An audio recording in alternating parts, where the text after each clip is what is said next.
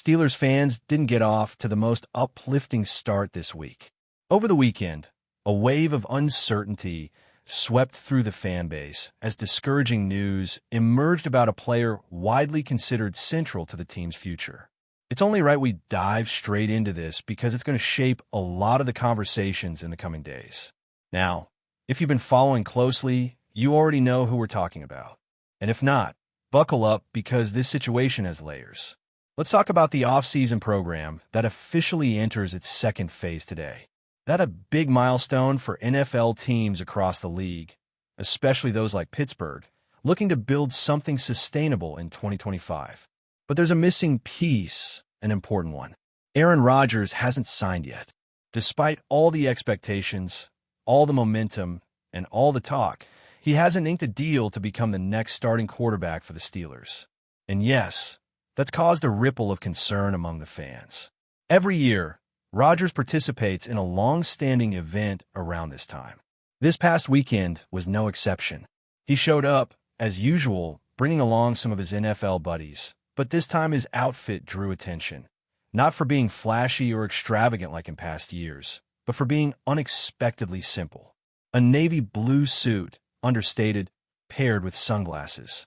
Nothing wild, just clean and classic.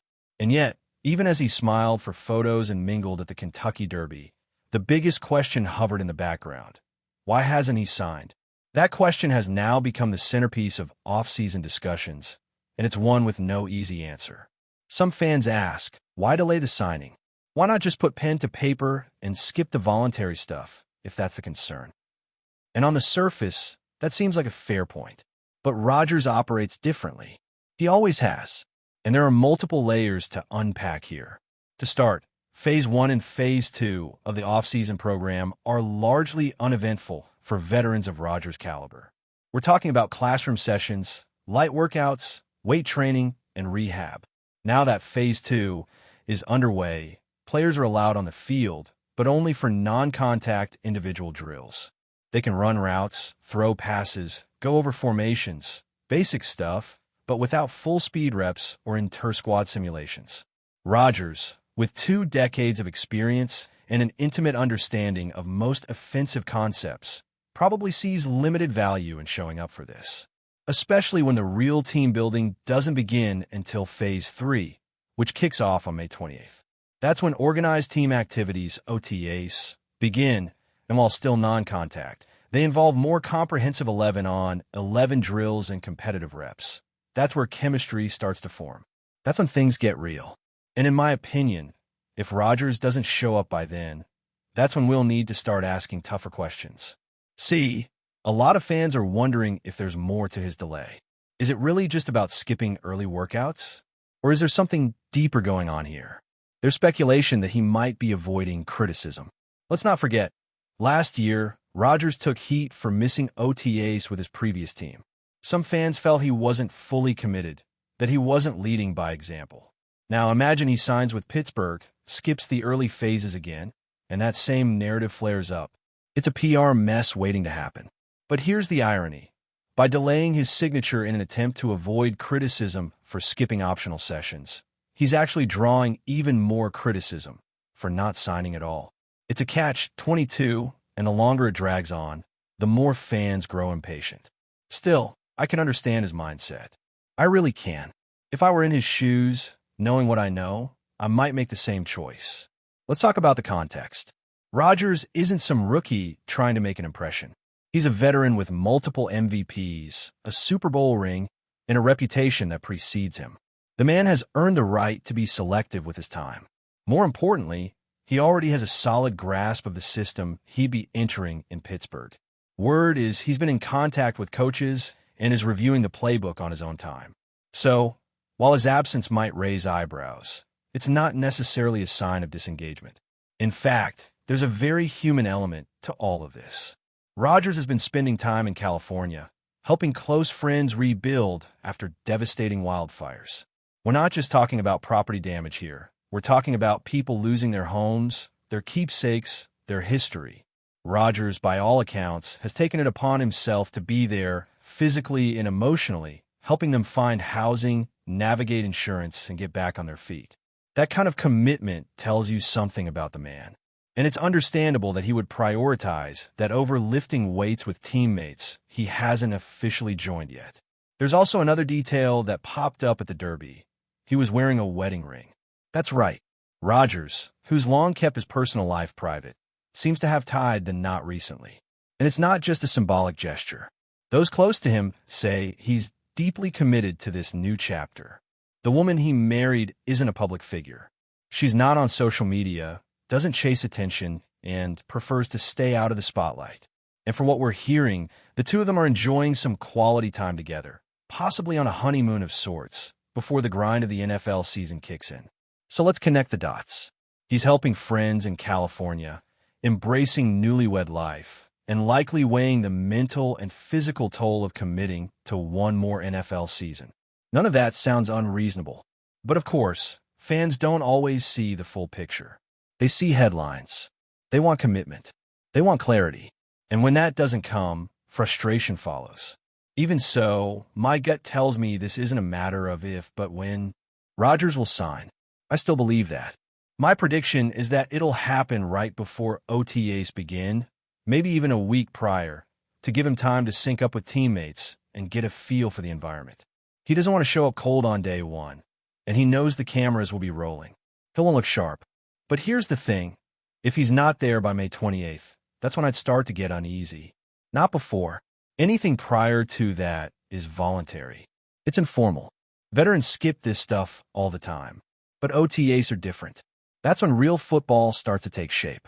That's when timing gets built between quarterbacks and receivers, when the offensive line starts to gel, and when the defense gets its first taste of cohesion.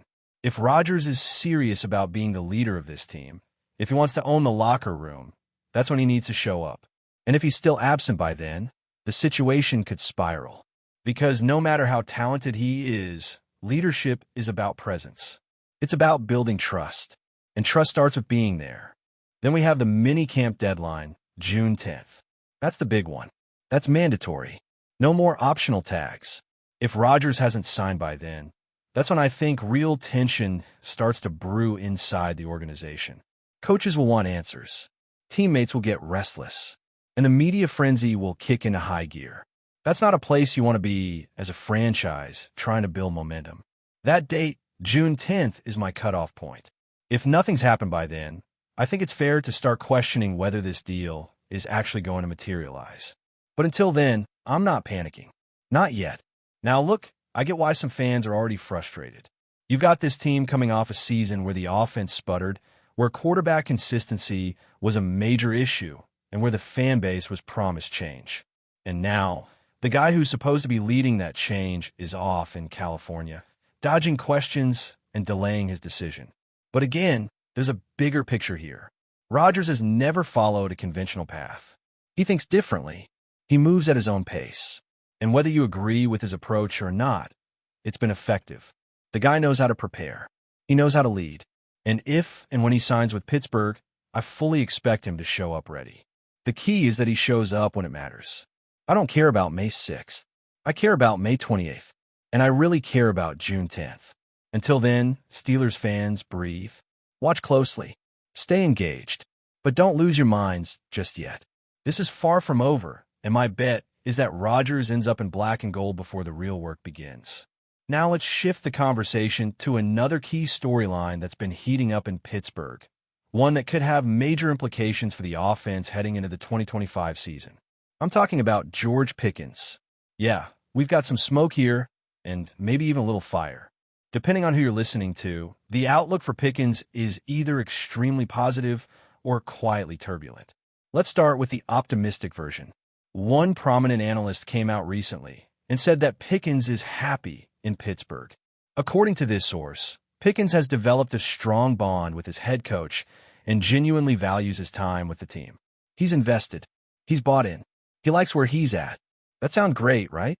It paints a picture of a player who sees himself as part of the Steelers' future, someone who's matured, embraced the culture, and is ready to grow into a leadership role.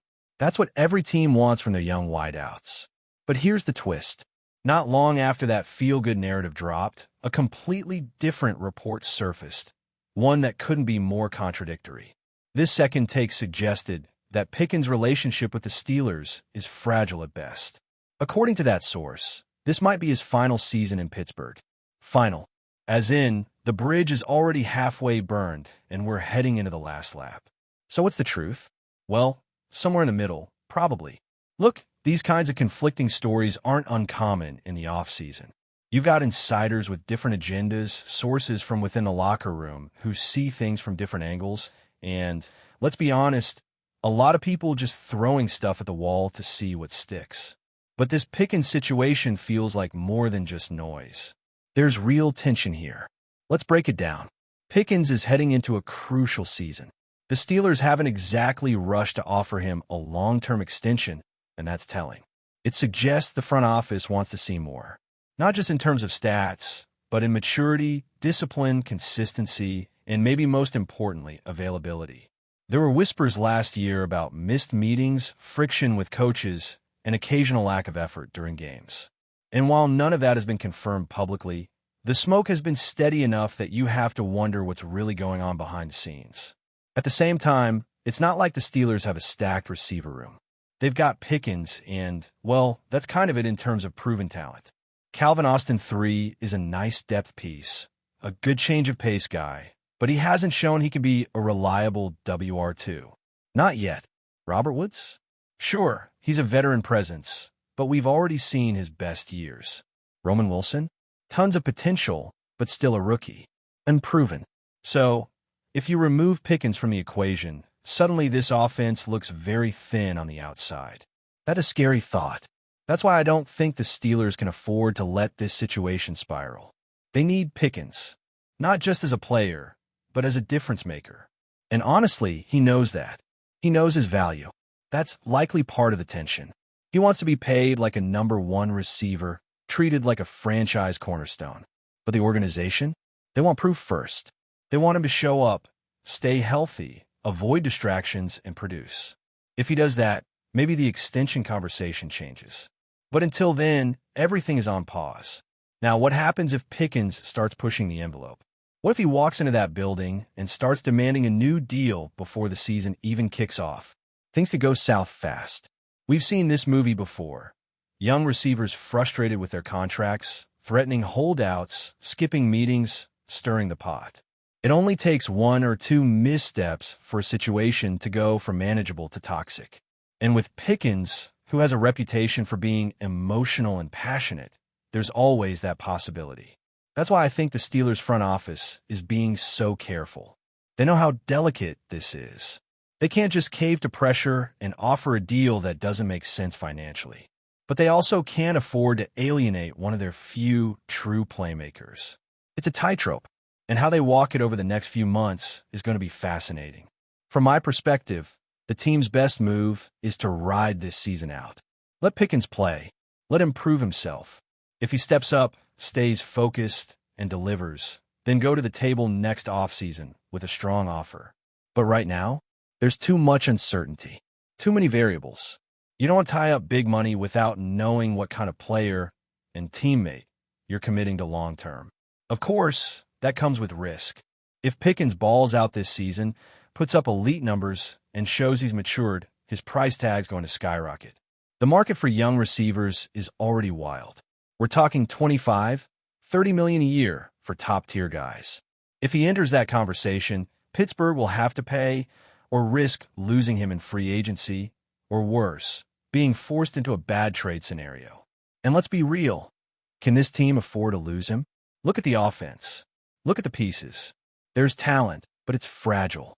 The quarterback position is in flux. The offensive line is solid, but not elite. The running game has its moments, but isn't consistent. Without Pickens, who's making big plays, who's stretching the field, who's drawing double coverage and opening things up underneath. It's a short list.